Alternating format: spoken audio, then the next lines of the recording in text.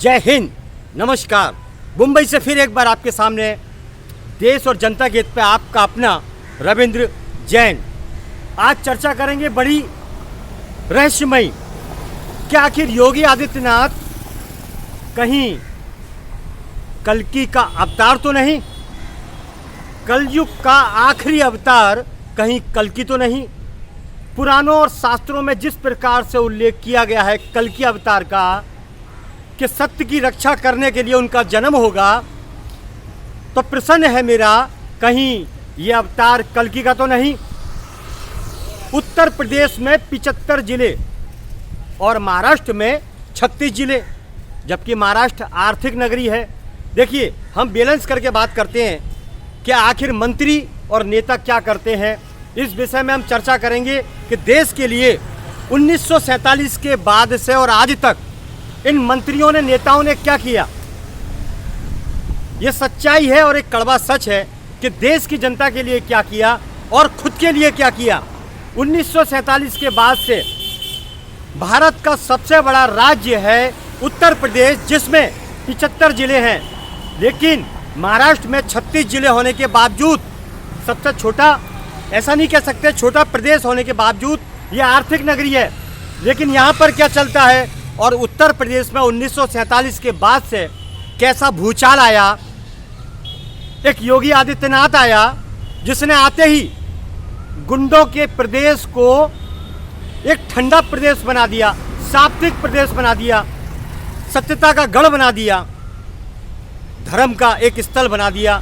तो ये बात सच है। अब तो हर जगह से एक आवाज़ उठती है कि पूरे देश में योगी मॉडल लाओ। अभी तक तो ये आवाज़ उठती थी, लेकिन अभी ऐसा उठने लगा आवाज़ कि सिर्फ मोदी, योगी लाओ। एक ही बात, सिर्फ योगी आदित्यनाथ को लाओ और अपना देश बचाओ, क्योंकि जनता को काम दिखता है। अब तक नेताओं ने क्या किया? एक सीएम ने 75 जिले का सबसे बड़ा उत्तर प्रदेश को, जो गुंडा प्रदेश था, वसूली प्रदेश था, ठगी का प्रदेश था, मिलावटखोरों का प्रदेश था, वसूलीबाजों का गढ़ था, नशे के कारोबार का गढ़ था, उससे जड़ से ख़त्म कर दिया एक ही सीएम ने। तो अब तक जितने सीएम आए उन्होंने क्या किया, ये प्रश्न चिन्ह है। अब तक जो भी आए वो अय्यास, घर भरने वाले लुटेरे आए, ऐसा मान के चलिए। अब बम्बई में आ जाइए आप, बम्बई में क्या होता है, या कितनी सरकारें आई, कितनी सरकारें चली गई, आए दिन हत्याएं होती हैं, आए दिन ड्रग्स के कारोबार बड़े बड़े होते हैं, मिलावट के धंधे जोरों पर चलते हैं, दूध में भयंकर मिलावट जो बच्चों को, मासूम बच्चों को दिया जाता है। आखिर ये आर्थिक नगरी है, तो कहीं ना कहीं ये शासन प्रशासन की मिली भगत से ऐसे काम होते हैं। बाकी परिंदा भी पर नहीं मार सकता है। तो योगी आदित्यनाथ का नाम होना बिल्कुल व्यवस्थित है और लोगों के गले के अंदर उनकी माला आना बिल्कुल बराबर है। कायदे की बात है कि आज तक ऐसा संचालन करने वाला कोई व्यक्ति नहीं आया जो योगी ने कर दिखाया। एक गुंडों के प्रदेश को, उत्तर प्रदेश को उत्तम प्रदेश बना दिया। ये बात सच है, ये तारीफ करने की बात नहीं। हम कोई उनके रिश्तेदार नहीं, लेकिन जो हकीकत है वो तो बोलेंगे। अब तक तलवे चाटने वाले जितने भी आए वो उनकी जियाजूरी करने लगे, इसके पहले जो भी रहते थे। लेकिन योगी आदित्यनाथ ने एक इतना अच्छा सुंदर तरीके से अपने प्रशासन को बनाने का काम किया, जिस तरह सम्राट अशोक ने काम किया था। चक्रवर्ती सम्राट अशोक की हम बात करते हैं, जिनके राज में तोला जाता था, दुखी व्यक्ति कोई था ही नहीं। तो ऐसे व्यक्ति से सब लोगों को सीखना चाहिए, भारत के सभी सीएमओ को सीखना चाहिए, नेताओं को सीखना चाहिए कि बहुत हुई अय्याशी, अभी देश के लिए काम कर लो। वरना मुझे तो ऐसा लगता है कि कल्कि का अवतार ही है योगी आदित्यनाथ। कहीं ऐसा ना हो कि जो भी नेता है खाने पीने वाले वसूलीबाज, उनका भी पत्ता साफ हो जाए, ये ऐसा लगता है।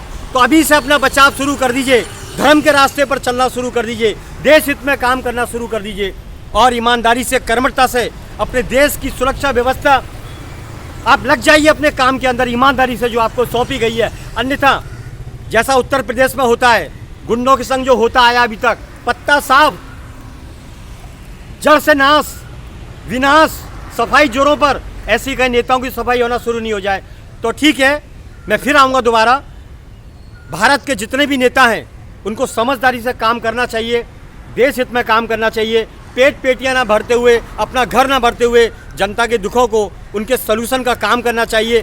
देश से करप्शन मुक्त होना चाहिए।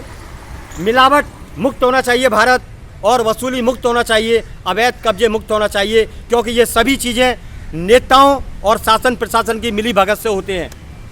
मैं योगी आदित्यनाथ को 100 बार सैल्यूट करता हूँ, बार बार सैल्यूट करता हूँ।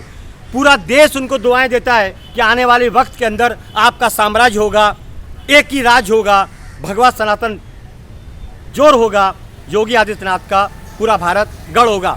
जय हिंद। मैं हूँ मुंबई से रविंद्र जैन, देश और जनता के हित में। जय हिंद।